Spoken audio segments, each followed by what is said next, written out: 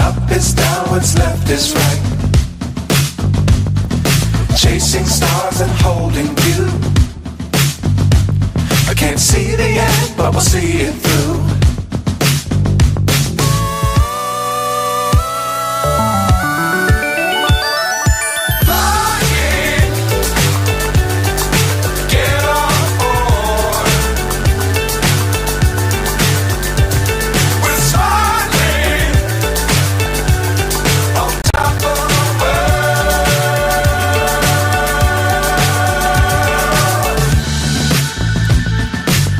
Times don't fly too high. Be sure to keep the ground in sight. Fly forever if you keep it tight. Love the world but keep the sky on your mind.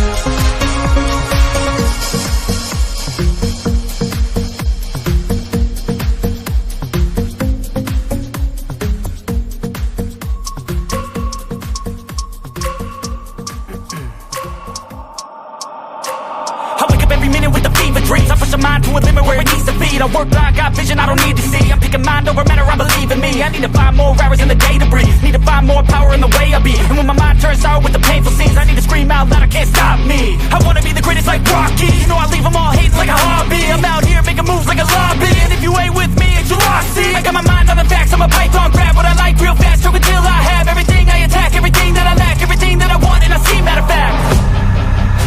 Cause I'm my own worst enemy. Only if I let it be. I can control anything if I can just think carefully. I control my destiny.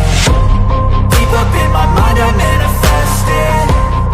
Every morning I wake up obsessed, and everything I do the best. And deep within my mind you know I'll always manifest it.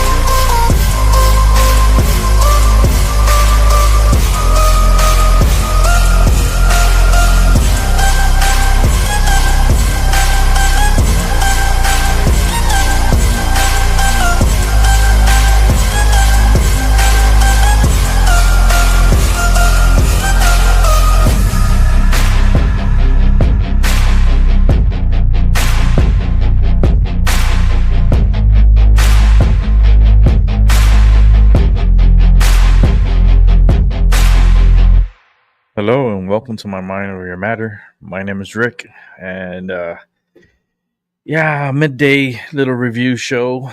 It's only going to be for an hour, 1 hour only, and it's just to review a couple of new feeds that I have up here, which I will put together right now. It's a beautiful Saturday here. It's hot. It's a little muggy out there, but it's hot up here, up in the Northeast.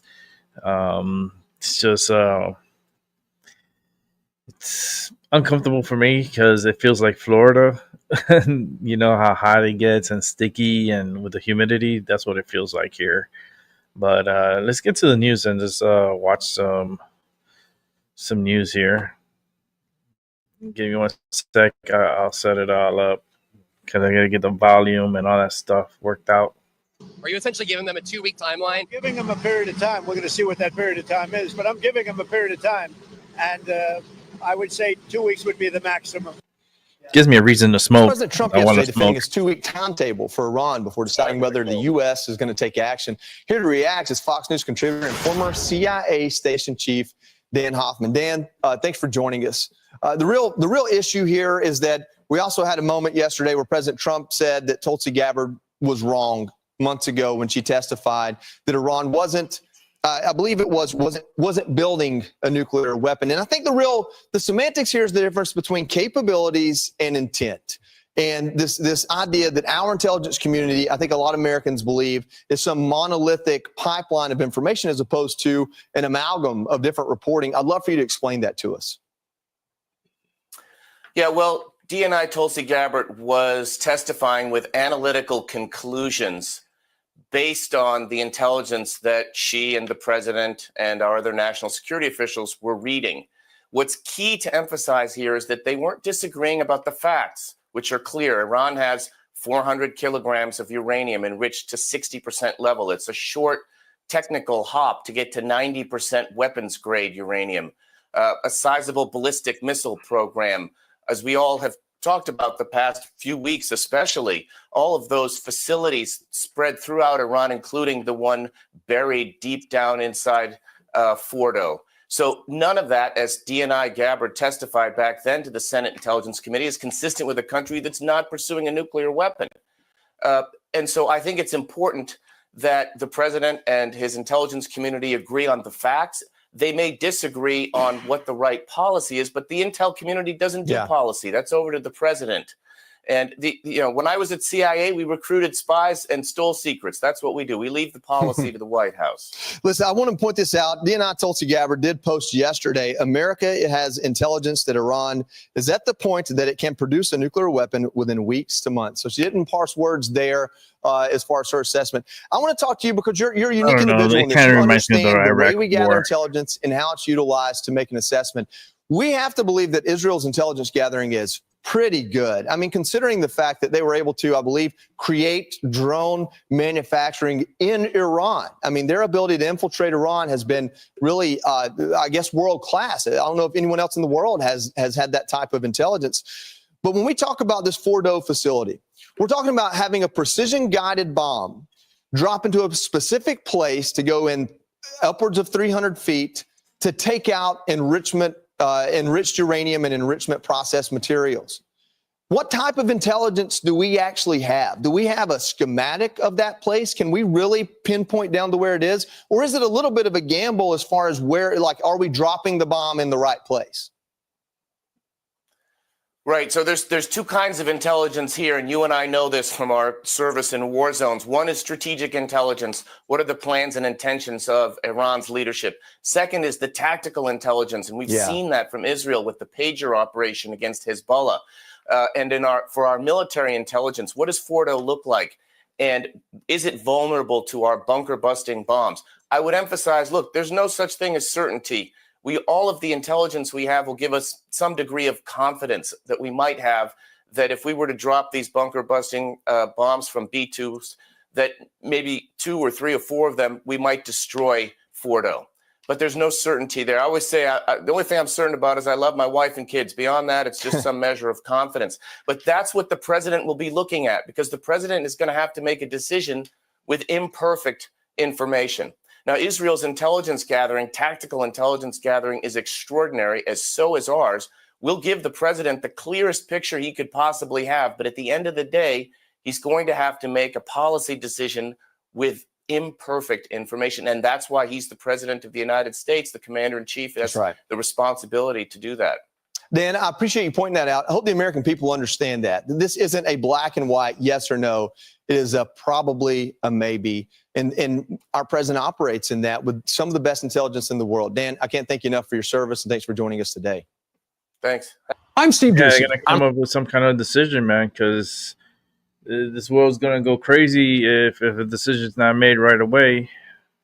Let's go up to some more news here. Now, we are also following some breaking news coming in from Fox News here just moments ago, as they do say that 6 U.S. B-2 stealth bombers appear headed toward Guam. We are following all of the developments with that as well. That's not good. And as we talk more 6 about the US conflict B-2 here, bombers. I do want to take you out to a post. And from now the not telling you Israel about the Defense other ones Forces, that are going as from they the other did way. say that 40 UAVs were intercepted by the IAF after being fired from Iran overnight.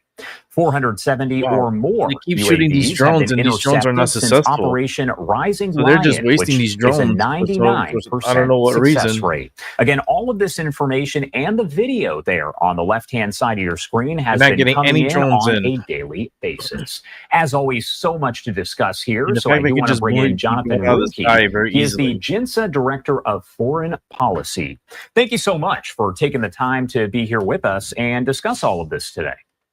Thank you so much for having me back. It's my pleasure.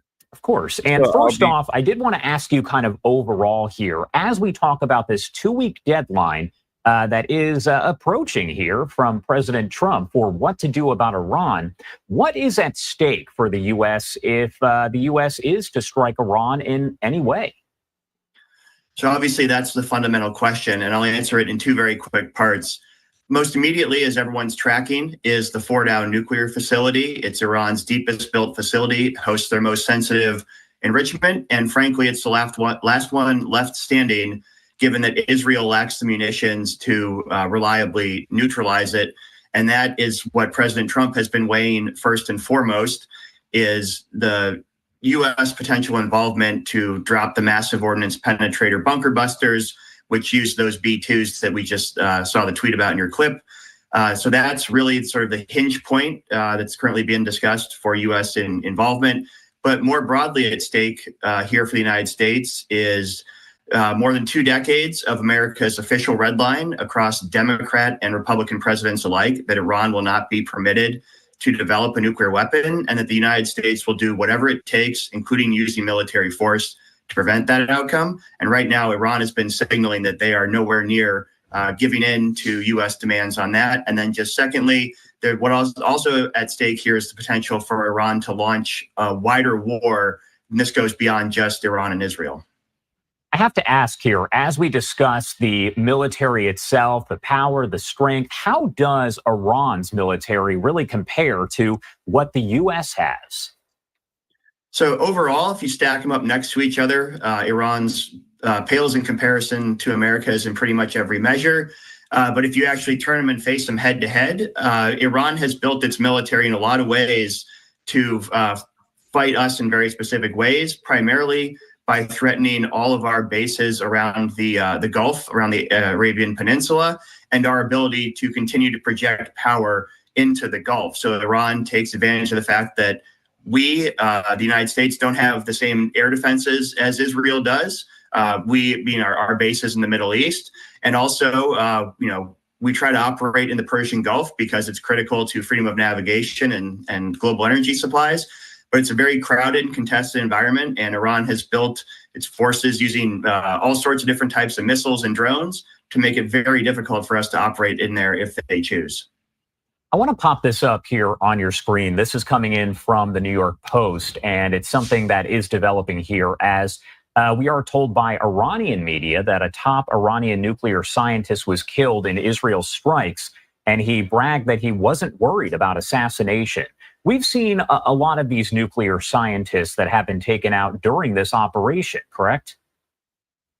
Yes, I think that was honestly one of the most stunning tactical successes in a campaign that even in just a week has been full of them for the Israelis, is essentially just like they did with a lot of Iran's military, basically taking out the command and control, the brain trust, if you will, of Iran's nuclear program. People are rightly focused on Fordow and the other physical facilities Israel has neutralized. That's the hardware. But taking out the software, the key software, is more important in terms of slowing Iran's ability to reconstitute the program. And another question I did want to ask, because we were following that breaking news that is coming in from Fox News. We, as we introduced you here, were getting the information, and they said that the U.S. B-2 stealth bombers were headed toward Guam. How significant overall is that? I assume anything that happens with the U.S. here is fairly significant, and a lot of people are going to be discussing it. Certainly. In normal times, moving B-2 bombers overseas to places like Guam would, be interesting, but I don't think particularly consequential. But obviously in this context, as you mentioned, everyone's tracking those movements. It depends, I guess, where they move next. If they stay at Guam, I would put less importance on it than if they continue on to Diego Garcia, which is a U.S.-British base in the Indian Ocean within easy flying range of Iranian targets. And it's significantly a place where Trump sent a half dozen B-2 bombers earlier this year when he started negotiations with Iran as a signal that the military option was indeed on the table. So I would say to everyone, keep an eye on where they go next, if anywhere. And I did also want to ask you here, as we go in reverse a little bit and talk a little bit more about the information that is coming in here. We do know that Iranian officials did issue a message saying that if Khamenei, the supreme leader there of Iran, is targeted in any way, the U.S. military and personnel will be attacked. Do you feel, just based on the information that we do have, that that is a legitimate threat? I certainly think so. It goes back to my earlier point about how Iran has built a lot of its military forces to target our bases and our partners in the Gulf. And certainly what Iran is used to doing is to go to the U.S. and say, if Israel keeps hitting us, keeps pressuring us, we're going to turn around and we're going to make life very difficult for you, the United States. They did this well even before October 7th, but especially since then, and they're continuing to do it in this war. And so this is one more way Iran is trying to say, the harder Israel hits us, or if you, the United States, try to join in, we'll make this conflict very uncomfortable for everyone involved. I wanted to ask, this is also something that so many people have discussed, because you always say Iran when you're talking about the situation here, but there is a difference, right, between the Iranian regime and maybe most of the people there in Iran, correct? Certainly, yes. Speaking more, specifically, certainly there's the regime and there's the vast majority of the people. Iran has always been a country where the regime is about as anti-American as you can get, but the populace is largely not. I think what's very interesting is that in recent years, especially the past 5 or so years, we've seen the bases of open opposition to the regime, the protests, increasingly broaden. For years, when you'd see protests, it was kind of what you would expect. The longtime opponents of the regime, generally secular and urban populace, generally better off as well. In recent years, you've seen that spread across the entire country. That includes generally more rural, more religious people that have usually been the regime's reliable base of support. And their list of grievances continues to grow and grow. It's not just political corruption, stealing elections, but it's brought into economic corruption, mismanagement of Iran's natural resources, and obviously the violent repression with the Women Life Freedom Movement is a big part of that. And also generally their opposition to Iran's foreign adventurism. Most Iranians want a better life for themselves in Iran. They're less focused on trying to make life worse for everyone else in the Middle East. Do we know at this point, as we see this operation continue by Israel over in Iran, how much Iran's military, their nuclear sites, have been weakened? Do we have any sort of picture of that just yet?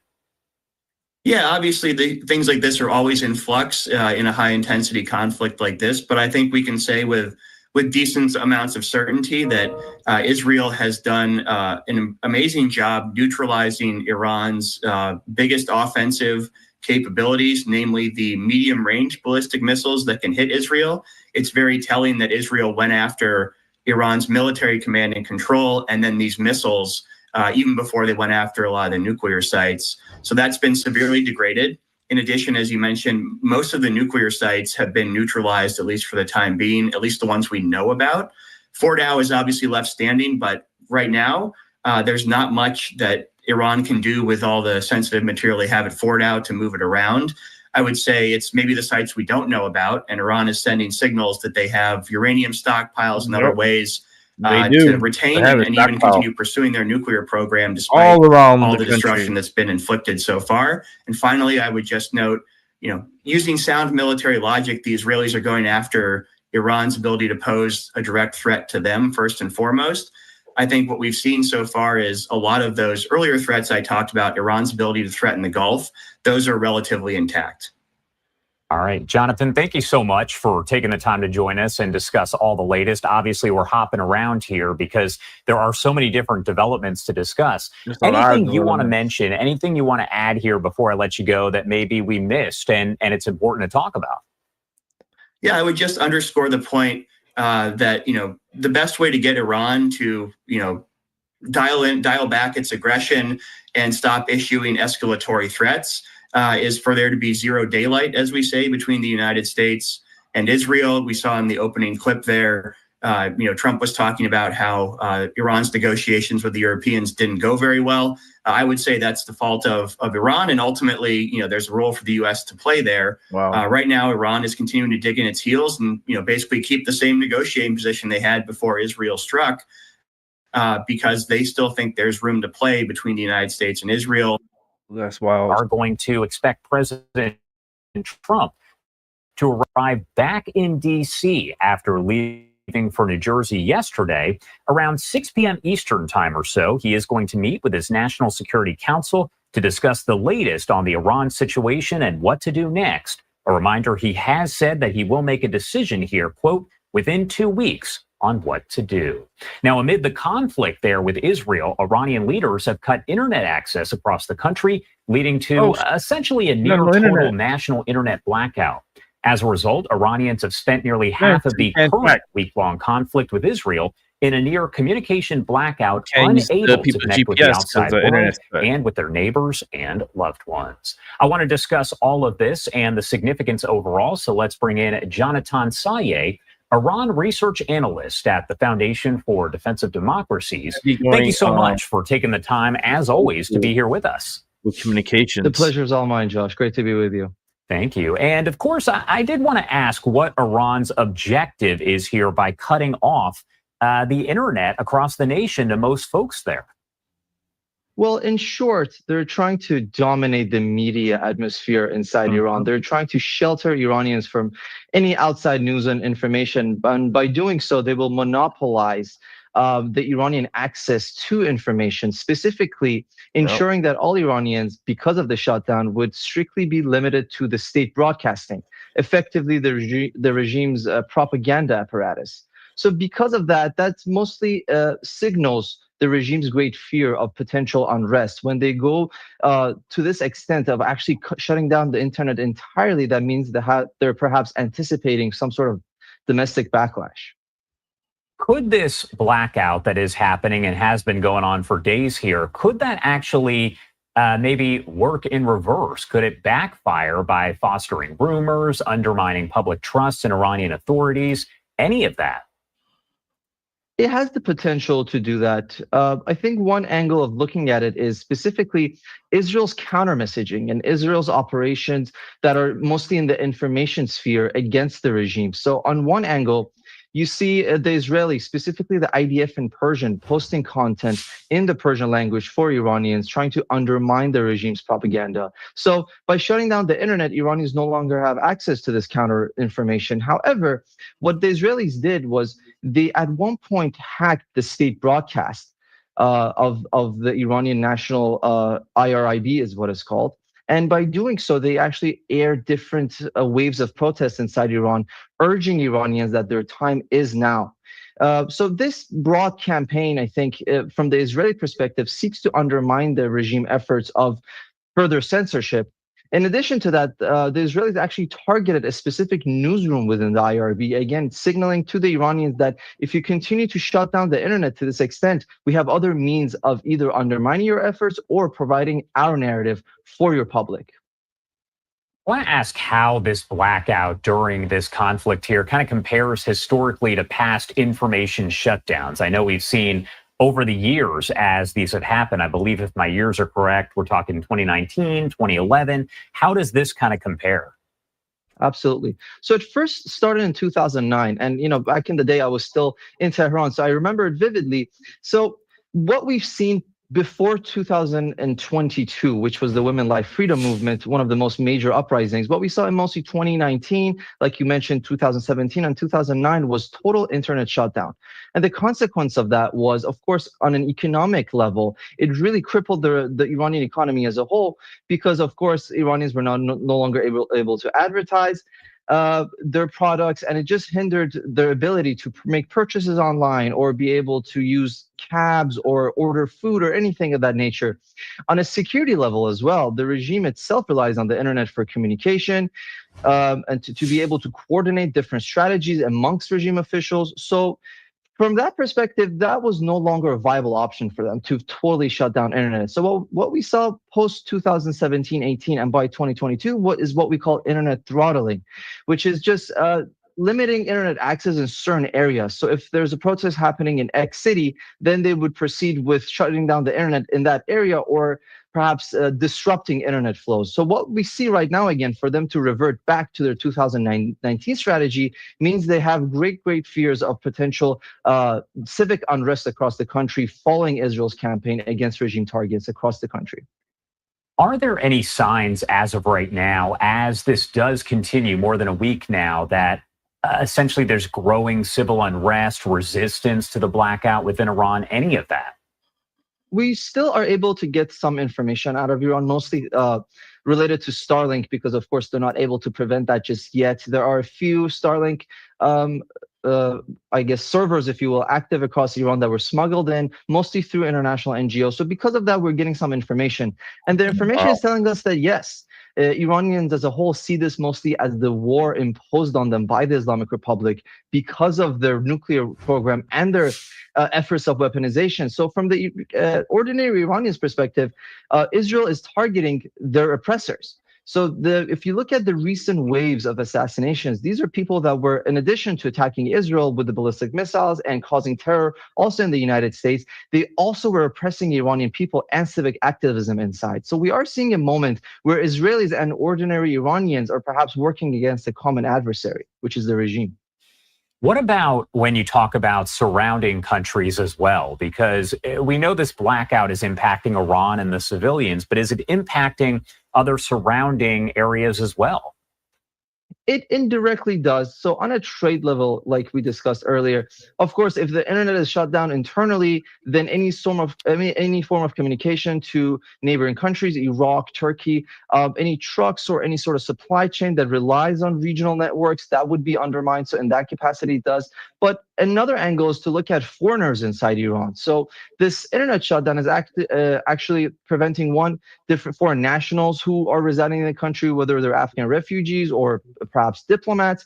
We see various embassies shutting down their operations inside Iran and having people mostly leave the country through Azerbaijan. So again, this is really a strategy that has concerned a lot of Westerners inside the country, and they see this perhaps as a long-term operation from the regime's perspective to further limit information. Perhaps they're anticipating more unrest across different cities in Iran.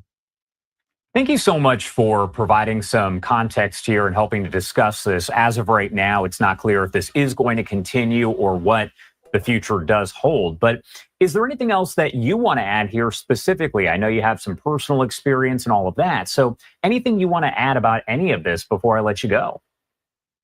I think it would be interesting to see whether the operations against regime officials actually does escalate to the point of the supreme leader, and whether he would also be eliminated, and whether Israelis or Americans have a day after plan. Of course, there is widespread discontent against the regime. There are viable oppositions out here in DC that are very, very nationalistic and aligned with Western values. So it is really a matter of what the strategy would be moving forward if the regime were to collapse, and whether that is in fact part of the tactic from the One Jerusalem and Washington side.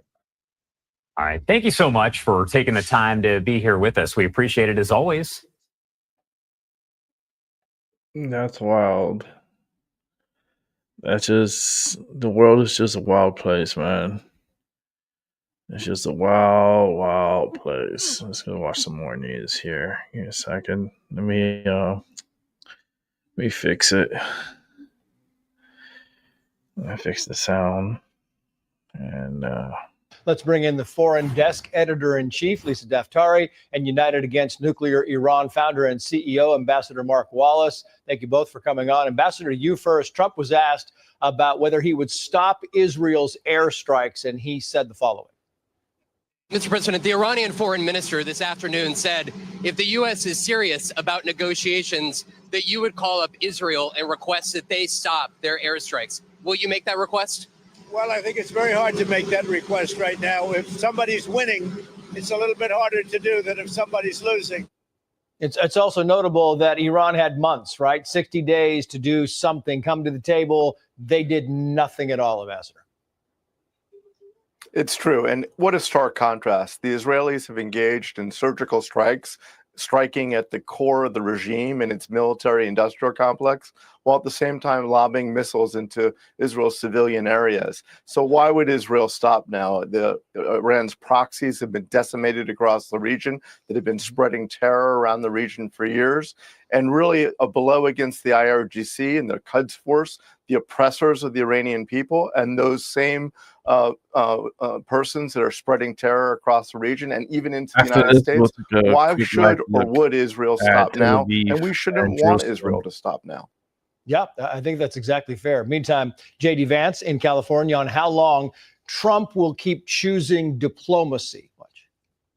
He's going to pursue diplomacy until he thinks that there isn't an opportunity. And once he decides that diplomacy has completely run its course, that we're not going to get anything out of additional talks, then I think the president is going to do what he needs to do to end Iranian enrichment and end that Iranian nuclear program. He talks about it running its course here. We're 2 days into that 2-week window. It sounds and feels, Lisa, like this thing is running its course very quickly. Absolutely. And look, diplomacy with this duplicitous partner sitting across the table from Donald Trump was never going to work. And we know that. We know what we're up against. When Donald Trump says they cannot have a nuclear weapon, when they're not conceding, when they're not going to come to the negotiating table, it only brings us to one conclusion. And that's the conclusion that we're seeing the Israelis run with. That's why we've seen Donald Trump pivot so much in the past week, because he's seeing if you want to be America first, if you want to have peace through strength, if you want to be a leader on the global stage, then you're going to allow Israel to do what it is doing. Yeah, it's amazing. Back to you now, Mark Wallace, because former Secretary of State Mike Pompeo made this point about Iran just wanting civilian nuclear power. Watch. I don't see that statement as being remotely different from what they've been saying for weeks. They've always said they'll have limits. Indeed, they've had limits and they've violated. They've cheated on those very limits for years and years and years. So for the Iranians to say, no, we still want to have some limited amount of enrichment means they're still headed down this same path. Same path, which you go back 15 years, maybe 20 years, they've been at the same thing just for, civilian purposes. I was about to say the secretary agreed with everything he said, but in fact, the timeline goes back 2 decades. Iran has been saying that it needs to enrich for civilian nuclear purposes. There is no such thing. Those countries that have civilian nuclear energy, nuclear power plants, typically import their fissile material. Iran has been using this specious, false argument for years to justify a shadow enrichment program that's designed to slowly build up to a nuclear weapon. And we've seen a race to fissile material in the last few months, as even described by Rafael Grossi, the head of the IAEA. So Iran is fully lying. Yeah, I mean, it really is true. You have a lot of countries that import the juice, right? And you don't just generate it right there. Lastly, the Iranian foreign minister on Israel's war crimes. Israel attacks on nuclear facilities are grave war crimes. We were attacked in the midst of an ongoing diplomatic process. It was a betrayal of diplomacy. So what I hear is Hamas, Hezbollah, the Houthis, the hospital they hit yesterday. It's all fair game. Those people can do what they want to, but hit our nuclear thing, that's a war crime, Lisa. Oh, this is all the bluster that they're doing, and this is all they have left. They are desperate. They are isolated. Russia, China, even Hezbollah, their pet project where they gifted 150,000 missiles to, didn't come to their defense. The only thing they have left is Khamenei's tweets on X and some bluster and to make empty threats, but they know that they have been weakened. They've been diminished. Look, every dollar that they have had from 46 years ago, they have put into terrorism. They have put into their proxies. And look, little by little, those the appendages of the octopus are being cut off, and we're getting to the head of the octopus, which is in Tehran. So We are getting their there. days are limited. We are creeping along. Lisa Daftari, Mark Wallace. Hey, Sean Hannity here. Hey, click Wow. here to subscribe to It's, Fox News YouTube page and catch our It's hottest against interviews China and most. We got 2 weeks, right? It could happen at any moment, anytime, anywhere, any day. You know, let's take a look at some cameras here. Come over here, make it big. Let's hit play. Let's take it to a live. And there we are. We're live. Seeing Jerusalem. And Tel Aviv is on the top side. Jerusalem is in the bottom. Actually, the top left is Jerusalem. And the top right is Tel Aviv. I'm learning all these places, like, because I'm so used to looking at these cameras already, so I know the locations. It's it's good though. Learn your these. This is like the world. Everywhere is different, but it's unique in its ways, and its beauty and danger. A lot of danger. Because these rockets could just fall at any moment. It's wild. Let me take you to Tel Aviv. So over here is Tel Aviv. Let me hit play and let me make it live. So this is Tel Aviv, and is Tel Aviv gonna experience a blitz? I call it a blitz because it's like football terms of just send everyone at the quarterback. A full blitz where everybody's just running at the quarterback and try to take them down. How damaged is the infrastructure in Iran? Because we're not getting any reports or anything out of Iran. So all this talk of all this, operations that Israel has been doing, there's not really any proof unless they have cameras and they're gonna show us eventually. Unless they have like the missiles with the cameras on them, and they're like the guided ones, but they have the camera. Unless I see some of those right now, I ain't seeing shit. Like they could be, I don't know. It just gives me Hunger Games feelings. It's like the Hunger Games. Here we go, the 3rd annual Hunger Games. Now, who's going to send their representatives? The United States has a lot to send. We got a lot of protesters we got to send. We got to send all the protesters. We know who they are. Their phones have been pinged. Everybody that's in those protests and stuff, your phone's been pinged. Like, you're being monitored by the FBI and CIA and all these alphabetical agencies. I'm just saying, I know. Let's take a look at the Western Wall. Let's make this big. And let's play and let's take it to live. So that's live right now from the Western Wall.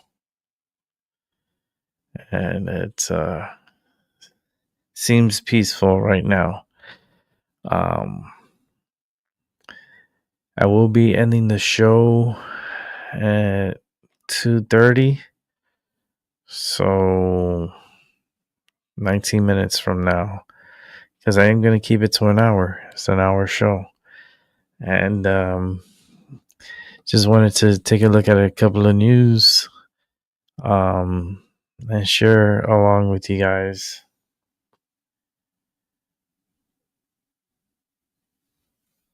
Let's take a look at this. Let's come over here. And let's watch this right here. All right, the battle is brewing over President Trump's big, beautiful bill. The Senate is making changes to the House blueprint, including decreasing the cap on deductions to state and local taxes, commonly known as SALT. And my next guest is not too happy about it. Republican Congressman Mike Lawler from New York to talk about this. How dare they? The Senate is mixing up the formula the House laid out. Your thoughts on the changes, on the Medicaid changes that they're proposing, and also on SALT? Well, obviously, there's still a long way to go here in terms of getting to a final bill. It's been going through the bird bath these last few days, and obviously there's provisions that pass the House that are being removed by the parliamentarians. So there's still a long way to go, a lot of conversations to be had, but I've been very clear that the deal that was reached in the House when it comes to the ability to deduct state and local taxes, for everyone across the country. This isn't just a blue state issue. This impacts everybody across the country. And 29 states blew past the $10,000 cap that is currently in effect over the last 7 years. So the reality is a lot more people are impacted than some of my colleagues seem to realize, including states like Texas, where they have high property taxes. This is about ending double taxation. Making sure that people are not being penalized because of high property taxes or state income taxes on their federal income tax return. We negotiated a fair deal to lift the cap from $10,000 to $40,000 with a $500,000 income cap. And that is the deal that should remain intact. I and 4 of my other colleagues that were part of these negotiations have been very clear that we will not support a final bill that does not maintain the deal that was negotiated in the House. And we have this beautiful graphic that talks about just those numbers that you were talking about, the SALT deduction cap, the difference. The Senate wants 10,000. You're talking about the 40,000. Another big aspect of this back and forth is about the Medicaid cuts. Senator Hawley has been one of the biggest critics on what the GOP wants to do over there regarding the changes to the Medicaid cuts. Your thought on if that will be a sticking point as well? Look, as I worked through this in the House, I and about 20 plus of my colleagues pushed back against a number of the proposed changes, including FMAP reduction from 50% federal share to 45% federal share, per capita caps, block grants, changes to the provider tax, dish cuts. We were able to push back on that and agree on a few key areas: eligibility verification, speeding that up from an annual basis to a semi-annual basis, citizenship verification, making sure that illegal immigrants don't collect Medicaid benefits, and work requirements to make sure that able-bodied adults without dependents are in fact trying to obtain work, go to school, or volunteer for 80 hours a month. That is something that has broad consensus. That is where we were able to find consensus in the House. I think changes that are being proposed in the Senate are going to have a very difficult time getting support in the House. All right. Before we let you go, we want to ask you about the Middle East. And there's breaking news that the Iran-backed Houthis out of Yemen say that they will target American ships in the Red Sea if the U.S. does get involved in the Israeli attacks on Iran. Your reaction? Well, President Trump was right to label the Houthis a foreign terrorist organization when he came back into office after the Biden administration stupidly removed them from that designation. They had been attacking U.S. ships. President Trump took action and struck back against them. I think if the Houthis interject themselves into this situation, they are going to be on the receiving end of quite a response. So I would caution the Houthis to stay out of this. The fact is, Iran cannot have a nuclear weapon. Their funding of terror proxies, including the Houthis, is going to come to an end. And their illicit oil trade with China, which has been funding all of this, including their ballistic missiles program and their nuclear program, is going to come to an end as well. So the Houthis would be well advised to sit down and shut up, frankly. Yeah, and they have faced quite a bombardment in recent months and for weeks long. So they do have some understanding of what the United States military is capable of. So I find it interesting that they're speaking out in this manner now. But, I mean, Iran has a great number of proxies all across the Middle East. We're taking a look at that map. There's a pretty powerful proxies in Iraq, very close to where many of our troops are stationed all across the Middle East. Your thought on the broader threat that Iran poses through its proxies on our troops that are there stationed in the Middle East? Well, this is the challenge. We have 40,000 troops in the Middle East. And remember, 700,000 Americans live in Israel as dual citizens, either part-time or full-time. So there are a lot of Americans and American assets and obviously military personnel in the region. I think any of these proxies would be extremely foolish to attack U.S. military bases or personnel. That will not end well for them at all. Iran is on the verge of a collapse here. There's no question about that. If you look at what has happened, their air defenses have been decimated. Their nuclear program is on the brink. Their terror proxies largely have been decimated in Hamas and Hezbollah.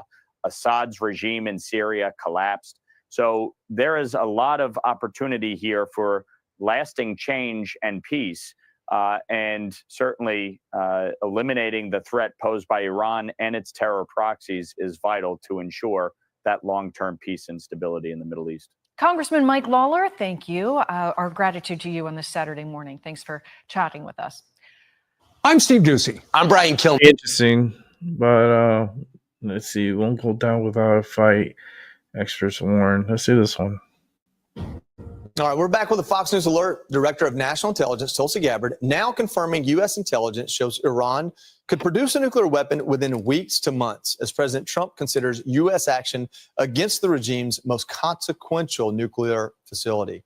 It's a critical decision as the U.S. is the only country with the ability to take it out. So with that in mind, let's bring in former Special Operations Intel analyst, drone expert, and Fox News contributor, Brett Velikovich. Brett, thanks for joining us. I want to get your opinion on this first, this Tulsi Gabbard, Donald Trump discrepancy that the media has highlighted. She made those comments back in March, and here we are today. Is there any chance that the quality of intelligence or perhaps the cooperation with Israel since then has changed the tide and changed the prediction? No, I think that the Israelis and the U.S. and the Western nations have really strong intelligence on Iran. They've been looking at this problem set for quite some time. And so, look, the risk right now of us not doing anything is really great. I mean, Iran is clearly starting to run out of weapons. The intel now is showing that they're running out of defenses. Their strikes against Tel Aviv are getting less and less lethal. Their backs are against the wall, and I think now is definitely the time to finish it. And doing nothing against this nuclear site, it carries major risk. If we don't use this opportunity to help destroy their last remaining nuclear facility now while they're on the run, we may find them reconstituting their nuclear program and nuclear ambitions after the smoke clears. And I really hope, Joey, that the president understands that. Fordo is, it's going to likely continue to remain a very challenging site for non-proliferation efforts. And even these bunker busters that we're talking about, it's possible it doesn't truly defeat it. I mean, that site is deeply buried underground, at least 80 meters. It's roughly 54,000 square feet in size. It has 3,000 centrifuges. I personally think, the only way to really ensure that site is destroyed is to have some boots on the ground to enter, maybe fight their way through and physically destroy it to verify destruction. You're reading my mind. That's kind of my question. That's what I'm trying to understand myself. So if you believe, I guess, that you will cripple the regime this nuclear site not a part of the conversation. If you believe you can deplete all their missiles or get rid of their batteries or truly defeat their conventional warfare capabilities and drag them to the negotiation table, do you really need to disable this facility? If you believe that after this operation, you have so much leverage over the Iranian regime that if they stay in charge, you'll have a chance to get on the ground and kind of do it yourself. Well, one of the things I keep thinking about is if you just bomb that facility, right, you're likely going to collapse the site, and you really can't do proper damage assessments. And it's possible that they just sprint to another nuclear weapon, especially if they go back to the negotiation table. They've been trying to buy time for years to create a bomb.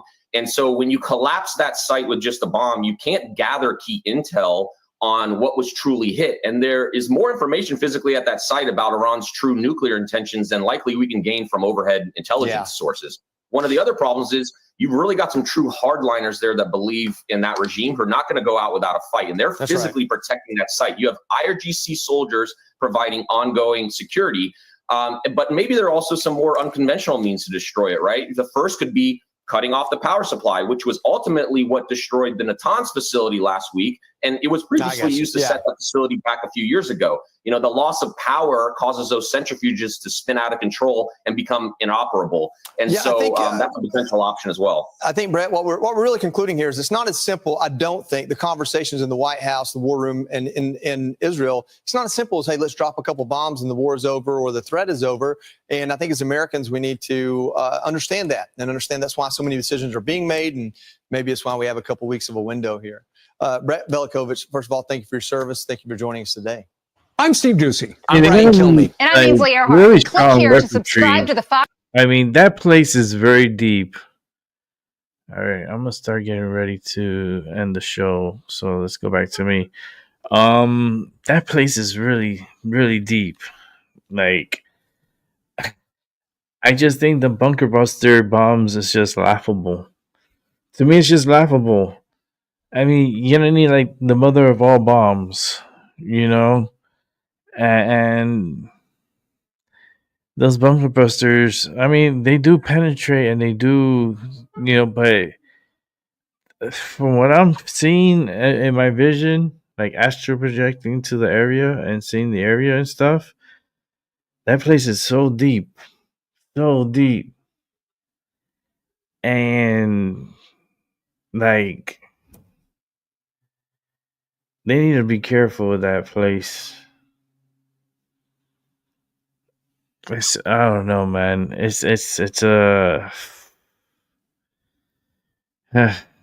Where's Tom Cruise? We need Tom Cruise. Tom Cruise, can you please report to the White House? You need it. I know you're a movie actor and you play all these badass roles and you escape and you do all this Mission Impossible shit. Well, we got a mission for you, and this is real life.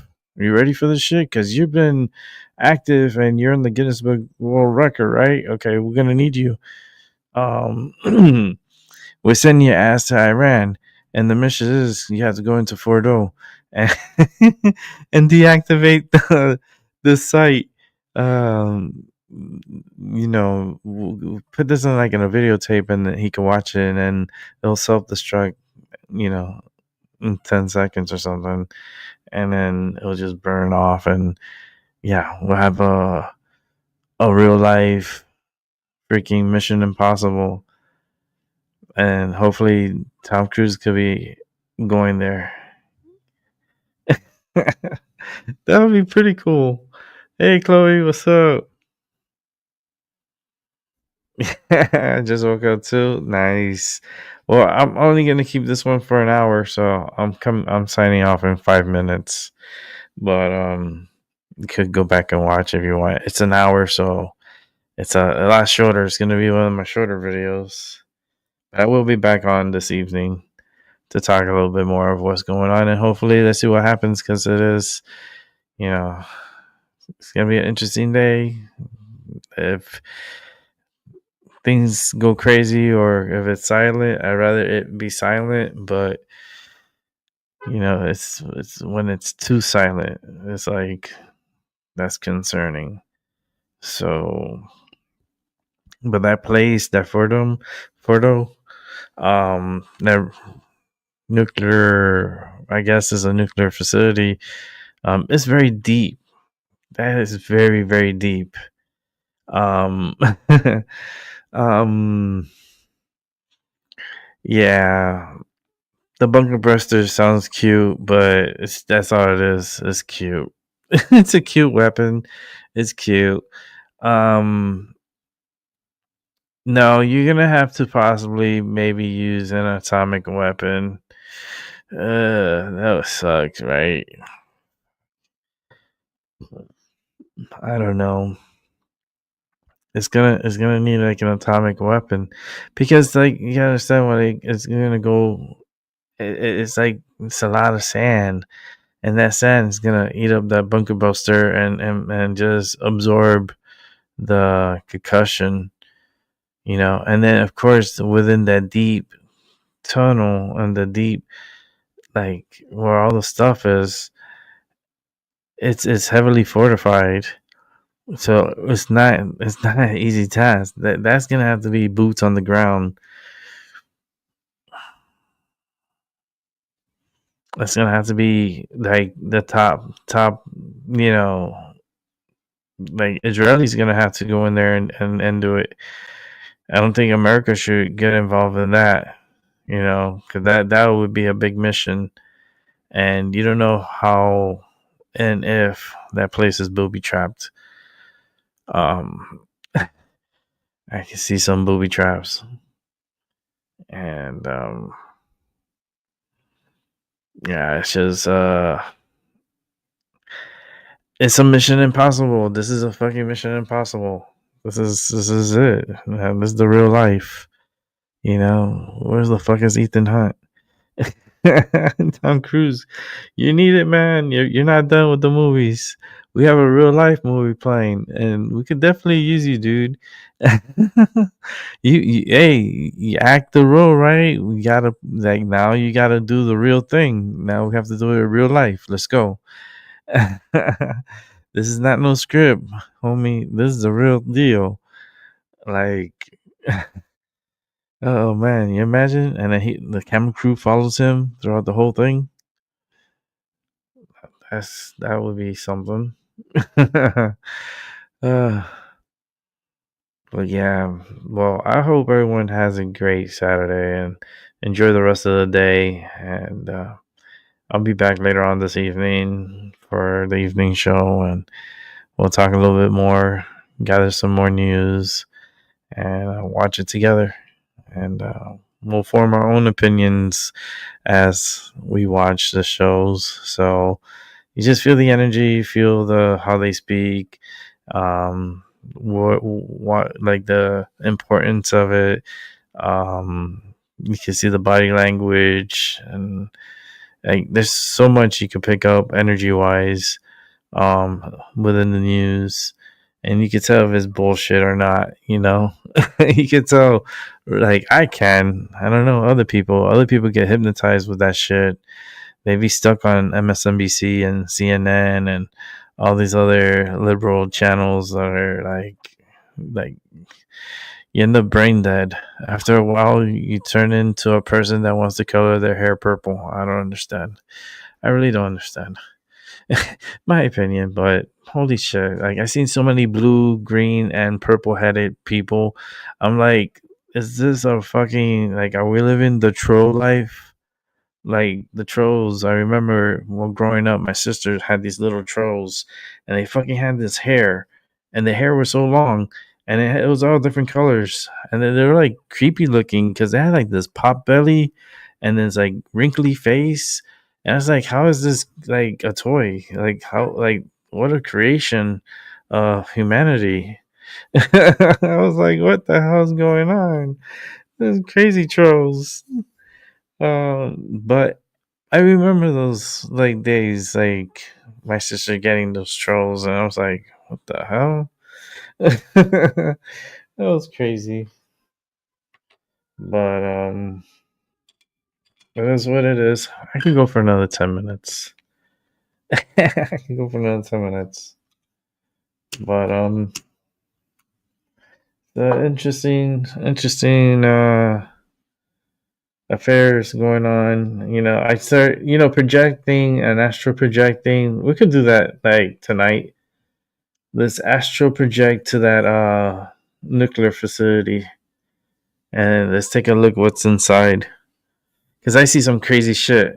I see crazy shit in there, man. It's just like, I feel like there's a lot to it, and it has a lot of fingerprints in it, and opportunistics. A lot of opportunistics. But always trust your instincts. Let's listen to that voice in your head. It does help. A lot of people avoid that voice. I'm like, no, don't avoid it. You gotta listen. Drink water. Plenty of water. Drink water.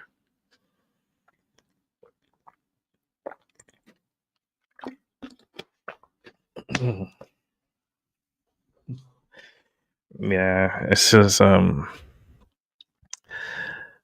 lot of energy, a lot of tension.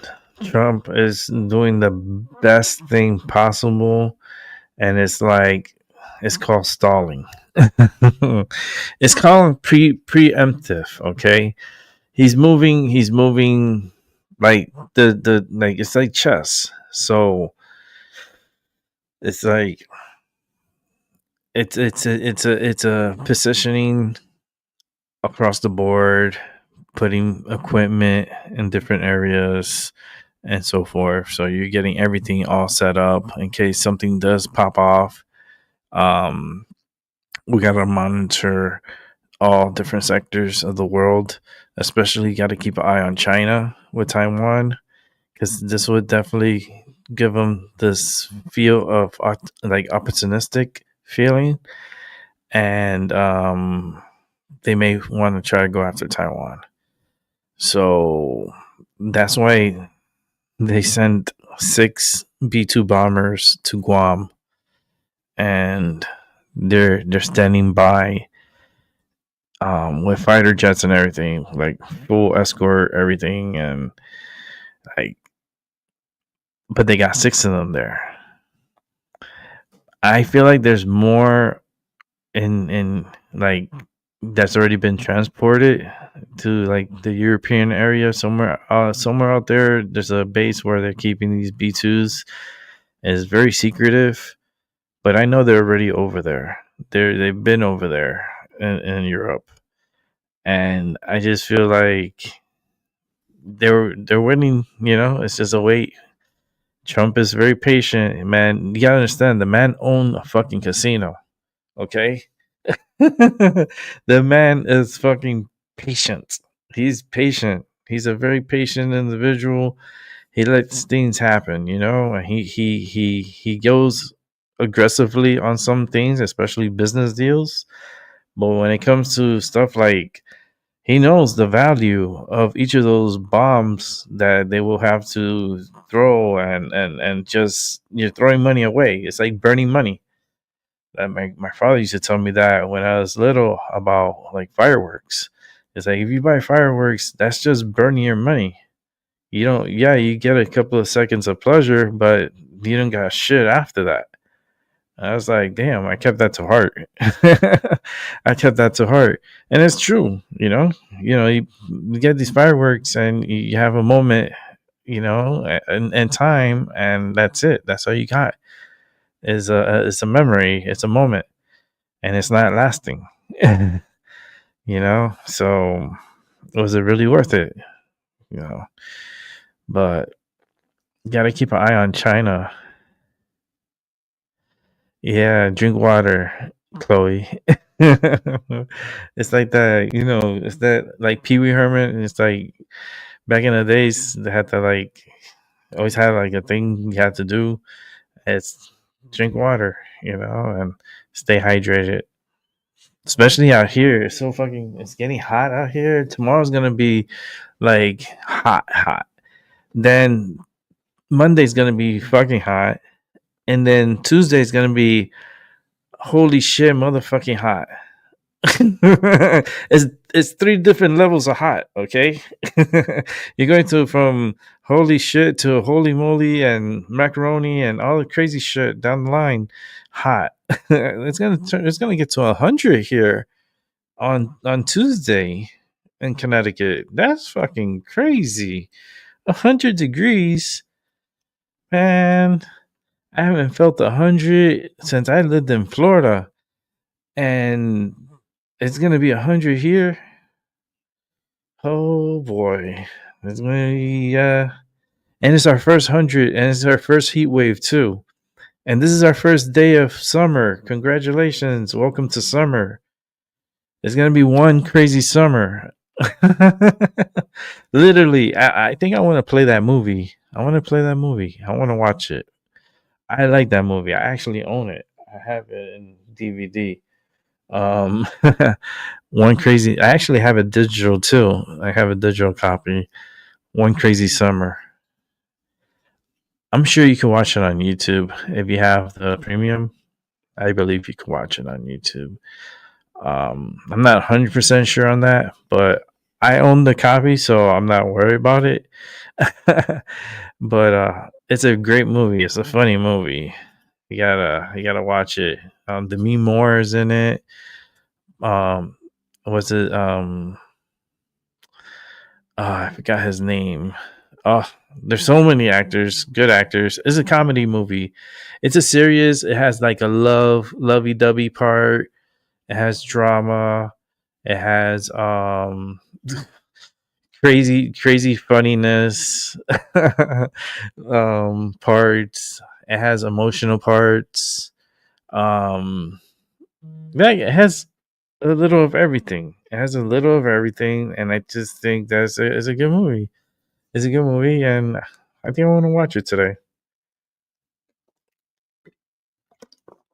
I need to get back on Discord, and start having movie time where I play movies and people could come and watch. Like, you just go into Discord and then you just watch whatever I'm playing. You could just tap in and watch whatever movie I'm watching. I think that's something I'm gonna do in the near future. Just play movies during when I'm not on doing live. Well, I could do it also. I have other devices where I could do that. Actually, I'm gonna get a tablet. I'm gonna put it like somewhere around here. Maybe put a rig it up so I can have it like floating, and I could possibly have it up like this here. I'll think about it. We gotta upgrade little by little. We gotta blend in technology and take advantage of what we have at this time, because we didn't have this in the 80s. I feel envy of like my niece. She's 4 years old, and I envy her because like she's born in this period in time, and now she's witnessing, technology. I never had fucking color TV. I never had a fucking big screen TV like I have now. Shit, I had a little ass black and white. We started like I remember watching TV black and white, and then we got color, and it was weird because I felt weird. And then it was like the dial. Well, the black and white was the dial, so we had to like change, like push the dial and turn it on, and then get the channel, find the channel, and then use the rabbit ears, and then try to like get the frequency right. And you're moving around, and then you put aluminum foil on it to see till you could boost up the antenna strength, and then you're like moving like this, and it's like you're trying to get, and then you think you get the picture, and then you hold it, and then you let it go, and then it starts messing up again. It's like, and then you have to stand there holding the damn antenna so your father could watch his racing and shit. Yeah, I remember those days. Not fun. And these fucking kids are spoiled these days. They got digital everything. They got YouTube. We didn't have this shit. Our YouTube, we didn't have YouTube. We had the fucking yellow pages and the white pages. If you wanted to find something, you want to find a place to eat, or you wanted to find someone's number, you use the white pages. If you wanted to find a place to eat or whatever, you use the yellow pages. Yeah, I remember those yellow pages and white pages, the big ass books that are like this big, and then you get like 2 big books and then a white page book. It was 3 books in total. We used to get them every year. That shit was crazy. It was so much paper too. It was so much, and then yeah, of course you're looking. You're like, oh shit, I want pizza, but you don't know the phone number because back then they didn't have no fucking like internet, so you can't like, oh yeah, Pizza Hut or Domino's Pizza or Godfather's Pizza. Remember Godfather's Pizza? Holy shit, I remember them. I loved the pizza. The pizza was delicious. I don't know why they went out of business. God knows how or what, but they were delicious pizza. The sausage pizza was so good. Holy smokes, it was so good. The pepperoni and the sausage. Oh, okay. Reminiscing. But you have to look for those fucking pizzas. You're like, fuck pizza, and then you have to find the name of the place. Okay, what's the name of the place? Okay, Domino's. So you're just like looking under the D's. Okay. Then you have to find the location because they had like different numbers for different locations. So you have to find the location near you. So you're there looking for the lyrics location. And you're like, okay, this is it. And then you call the number, and then the number is busy. And then you're like, what the fuck? You did all that work, and the fucking number's busy. Oh yeah, my days of my life. Yeah, the kids now, they have it good. They have it real good. So I envied them, but we did it the hard way. Us oldies here, we did it the hard way. Oh, let me read the chat. Oh shit, I wasn't looking at the chat. It's Chloe anyways. Oh goodness. 13 feet, I guess that's how you put there. I had the dial phone. Remember the phone? They had to like each time you had to put a number, and then you fucked up, and you're like, oh shit, I gotta do it all over. And it's always like towards the last numbers you fuck up, and then you have to do it all over again. Oh man, that shit was such a pain. I remember that we had I remember the old school phone we had, and then we had another phone that it was the rotary like that too. Oh goodness. And then I remember when the first wireless phone, we had it. We had the wireless phone with that big antenna. It looked like a fucking lifesaver and shit from Star Wars. So it was like super huge, and then you had the phone, and it's this big ass box, and you had this big ass antenna that was like this big, and then you're like talking and stuff. Yeah, it'll poke an eye out. Like you can even get beat up by it. It was that strong.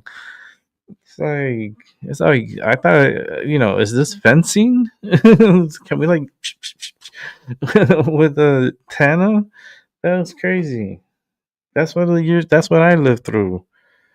A lot of the older ones, the old fellows that the older people here, share your experience. We'll probably do that tonight. We'll do a share your life. I'll share my life. Yeah, I remember those days. I remember a lot. I remember I'll talk about it more tonight because I'm gonna get out of here. Got less than 5 minutes, but I remember those days, and it plays in my head a lot. it really, like, it's kind of like PTSD, and then like that replay cycle in my head that plays over and over and over, like certain things, and then I just talk about it because I went through a lot, man. And my memory, it goes all the way back as an infant. Like I could remember like different highlights of growing up, even baby wise. Like I can remember. You know, that's how far back. Like I had a traumatic brain injury. Okay, it's called TBI. You could watch programming about it, how people with those type of injuries, they tend to be more sensitive, and even geniuses and are able to do the like you have to watch. I think I have I think I watched it the other day, and it's true. Like a lot of you get sensitive and you start seeing things, hearing things, like listening to different tones. Like I keep hearing this loud tone, and it's like back here, and it's real heavy tone, and it's very persistent. And it's I hear all those in my head, but that's the traumatic brain injury. That's the concussions and all that shit. It fucks, it plays with your head too, and then you start hearing things, and then you start predicting things, and it's the voices in my head. But I'm gonna wrap it up. Hey, Moontang, you made it to the end. Moontang, I'll be on later today. I gotta get going, but I got 2 minutes. I'm gonna be back on this evening. So if I don't know if you want to come on and watch later. We're gonna see what's going on this evening. If anything goes on and popping with Israel and Iran, and we'll check out some other news and some other stuff. Maybe I'll bring up a video of what I was just talking about when people have these traumatic brain injuries like I did, and their sensitivity to certain things, and they end up, it's kind of like you break the system, you cheat. It's like you get upgraded without going through the whole process. Like your mind opens up. It's like a cheat code. Having a traumatic brain injury, it gives you abilities. It's something weird. It's, for me, it's I talk about it so many times. It's like, but I have to repeat myself because I have a lot of new people that will be coming through and stuff. So I can't. It wouldn't be fair for me to tell them to go back and watch 600 and something videos. that's like punishment. Like, have someone sit through all my shows nonstop. You know how many years I've done? I was like, that person is gonna go crazy. I had a lot of cool people though. I did have a lot of cool people come through here, so it's really cool. But every time it's like a new blossom, a new season. It's like now we're in the freaking summer. Yes, we're in the summer, first summer 2025. It's gonna be a hot one. We're starting off with a hot one, but I'll be baby hack, baby, yeah. I'm out of here. I gotta get going. I got some stuff I gotta do and do a little running around, and I'll be back later on this evening. I don't know what time yet, but I know I'll be back this evening, and we'll continue this. With that said, have a good day, everyone, and I'll see y'all later. Yeah. Good morning, good afternoon, good evening, I guess. I usually say that at night. I'm not used to saying in the day, but it's pretty much the same thing because everybody has to go through morning, afternoon, and night. So have a good one and catch you on the flip side. And I'll be back on a little bit later. Peace.